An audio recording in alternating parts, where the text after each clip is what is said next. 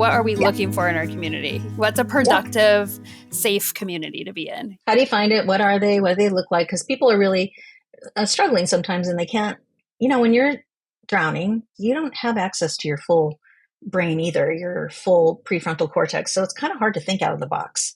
So let's think out of the box out loud for folks to maybe talk about all the ways you can look for community that maybe they hadn't thought of before. For me, a really powerful way to find community is to find a virtual community or a local adoption community that has a very structured support group, a support group that's moderated or has an education component to it. These are pre-existing things you can sort of dip into. And it's a good, healthy, for the most part, way to find people that are kind of in the same place on their journey as you are. They're seeking and they're in a growth mindset. If it's moderated or organized in some way, it tends to keep you moving in a more forward direction because there are some pitfalls. Totally. Like all the Facebook groups where they're not moderated and people hate their children out loud and just get into a negative feedback spiral around it. And other people jump in and chime in and jump on board that wagon. And to me, there isn't anything more hopeless than getting into one of those hopeless spirals with other parents. How do you find your way out of that? If there isn't somebody jumping in and saying, hey, there's hope. There are ways, there are answers, there are solutions to this. This is not a hopeless situation. It feels hopeless. That's different. Feelings are not facts. And there are proven effective ways to begin to rise up out of it. If the community that you join is just not moderated by somebody who has that growth mindset, then you're getting something else. And you have to be very careful. So it at first feels great, sort of like, oh yeah, she spit in my soup. Oh, it's disgusting. That kind of thing. It's like, yeah, mine too. And, there's some camaraderie in that, some normalizing of that. But then if there's no like, oh, but how did you deal with it in a way that was healing, that, moves things forward? If you don't have that voice, it's camaraderie around the negative and there's no way out. It's so appealing though, because it's the easier path in the beginning, not in the long term. In the beginning, when you're struggling and at least for me, I was very resentful, not just towards my child, but the adoption community at large for the narrative that I had been sort of given, my specific adoption agency. I was very frustrated that I wasn't given more tools and more honest information. And I was frustrated with my child. And it's very appealing to just find a silo, a community of people that will say, you're right. Everything you're thinking is right. It's an injustice. We can all unite behind that and blame them and blame our children, because the hard work of self-compassion, self-actualization, internal growth, all of these things, that takes effort. So it kind of looks like the easy path to get into those communities. It's not, because your life continues to get harder and harder and harder the longer you stay in that place.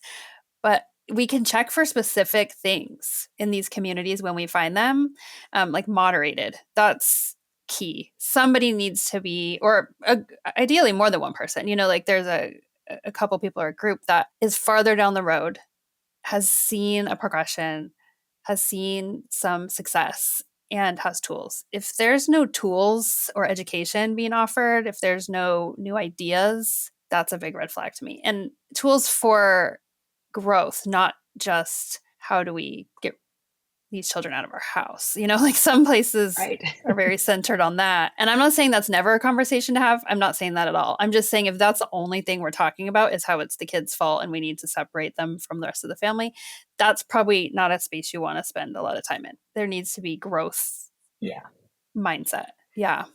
It's one thing to be able to say out loud, I just really want to pitch him down the river. Totally. Yeah. Be safe enough to say how you feel and then be open and have other people say, yeah, me too. I get that. And here's another option, try this. Have you tried this? And let's figure out what might work in your situation with your child. And the anthem of nothing works is not the truth. It's a feeling again. Nothing works as a feeling. It's not actually a fact. You have to find the things that work. And that is hard. I know, but they're there. They exist. And so finding a community where people are like, hey, here's the win. I got a win. 2 years ago, I was here, but look, we're over here now. When you're seeing people report that kind of movement, then you know you're in the right place, right? Because you're seeing the change and you're seeing the evolution in the relationships as they heal. And they do heal. They don't spring into health. That's a myth. Nobody just goes, oh, I found what works, and it took 2 weeks and boom, they were good. No, that's Yeah, not. That's a lie of the devil. I say it's a that lie of the is. devil.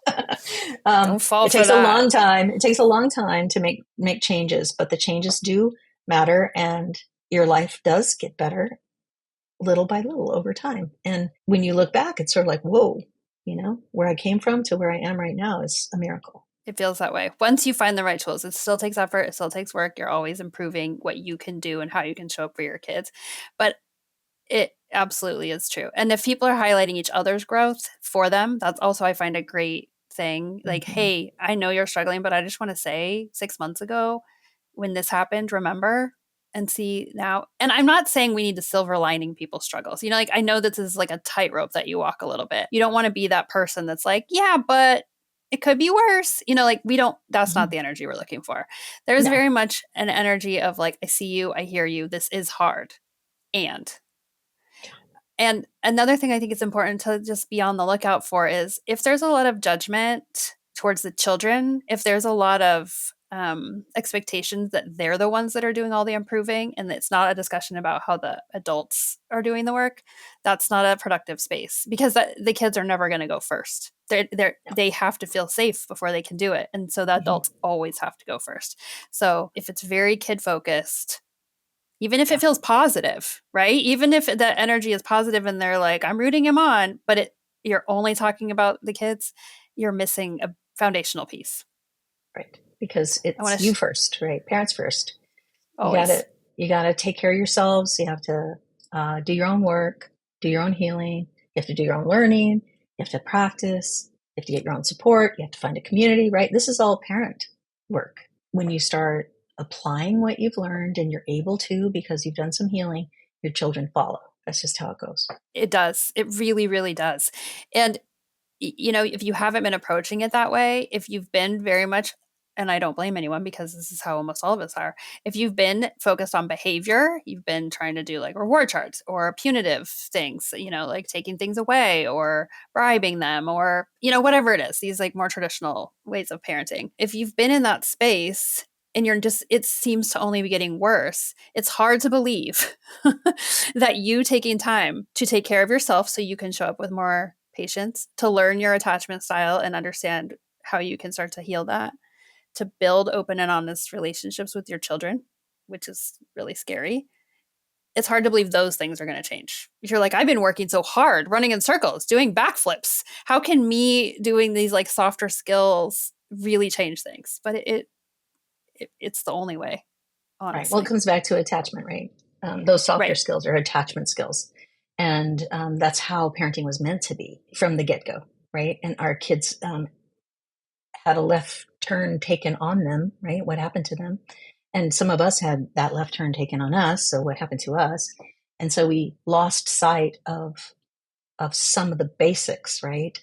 Of connection and attachment, attunement, and being present, showing up to play, showing up to have those eyes that say, I really love you. You're the best thing since sliced bread. Having a voice tone that just sounds loving, just soft facial expression, all the things that say love, love, love, love, love, which is what attachment is. Even if your feelings aren't in love, you can still show up as a loving person. And you can learn attunement, you can learn attachment skills, which is what some of the online communities can help you with, is to learn some of that and to move the ball down the field a little bit further. Well, a big shout out for your online community. It's a beautiful space. And I personally know human beings that have benefited tremendously from it. So I'm not just shouting you out because I'm on your podcast. um, Oh yeah. yeah, there are a few online communities only a few that I know of, just three actually, that I feel like are really safe, productive, good uses of your time and energy where the people moderating them have actual lived experience, which for me has been vital. People who have lived experience have the deepest understanding of the work that needs to be done. And so that's always something I'm looking for. And I'm sure it's possible for a professional to deeply understand it without lived experience, but I haven't found that person yet. Nor have I. And I Right. have tried to train people who didn't have the lived experience with all the experience, lived experience that I have, and it's still different. Still, they still don't really get the depth of the despair you can have, the depth of the loneliness you can have, the depth of the disturbance in your home. I mean, it's really hard to understand if you haven't lived it. It's a special kind of like core shaking experience that I'm sure that Mm-hmm. there's ones we haven't had that are similar with illness or catastrophic events that we could never understand unless we experienced it. But this is one Mm-hmm. of those things, I think. It's Yeah. such a primally shaking, shattering experience for a relationship that you assumed was going to be so natural to feel so damaging for everyone Right. involved. Mm-hmm. Not a Right. lot It of takes people understand it. everything you have to keep going, Everything. and that's why you need a community, right? To Yep. lift you up, and to confront you if you need a little confrontation. Sometimes in Yeah. my community, I do groups in my community, and the parents will be there, and someone will have been there a long time, so I know they know all the fundamental things. And just on this particular week, they completely lost their minds. And I'm like, Yeah. well, I took away everything. I just cleaned the room out. No furniture. I took the bed off. I put it on the floor. I took all their clothes. They have just one, set up. I'm like, okay, so do you want some feedback? Yeah. Are you They're open to like, feedback? like, okay, all right. So, okay, you might have lost your mind a little bit there. You might have flipped your lid and you forgot that therapeutic parenting is what we're doing and that it's what works and that this part is the old you, right? The old part. And like, oh, I didn't even realize it. You're Right? right.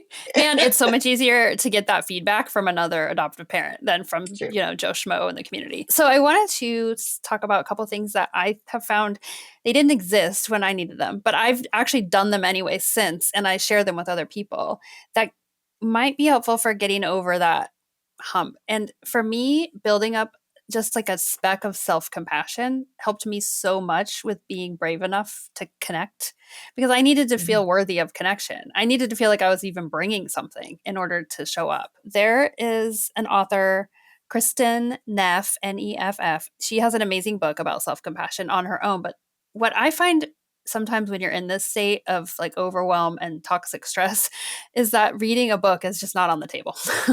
So Right? she also has a workbook, which is more in line with what I needed as far as like the small doses with actual practical application. So Kristen Neff and Christopher Germer co-wrote a workbook that you do not need to read her main book to do. It's a standalone thing, and it's very good. I've seen a lot and tried a lot, and interacted with a lot of things. But this one's actually helpful. It's in small chunks. There are practices, daily practices built into it. It's about building behaviors. It's about building internal tools for these moments. And I just highly recommend it. And you can do it before you find a community with a person that you find that might want to do it. It is called Mindful Self Compassion Workbook by Kristen Neff and Christopher Germer. You can find it on anywhere that you buy books. Yeah, and there are lots of books on self-compassion. Like Tara Brach has a lot of Yeah. Radical Acceptance and Radical Compassion are two of my favorite books. They're actually similar but different, and really helpful to learn some of those tools too. It's mindfulness Yeah. too, right? Mindfulness is kind of the key because you have to Yeah, catch yourself in order to do any of this stuff. And I think whatever you format you can take it in, that's the format for you. If you need a workbook, right. if you can read a book, if you can an audiobook, Kristen Neff's website has a ton of little like quick tools and assessments and Yeah. quick interactive things. But any of these authors, their tools that they have available, find the one that works. Don't give up. Right. And that's the thing. Don't give up. Sometimes one person's version just doesn't suit you, doesn't fit you, it feels too woo-woo or something for you. That's okay. Yeah. Go to the next one, right? Because there's going to be one that does fit because they're out there now, and the work is so good. It's so good to start having self-compassion, like, oh, I did that. I acknowledge I did that. I repair from doing that. And now I forgive myself, right? That's what self-compassion really sounds like.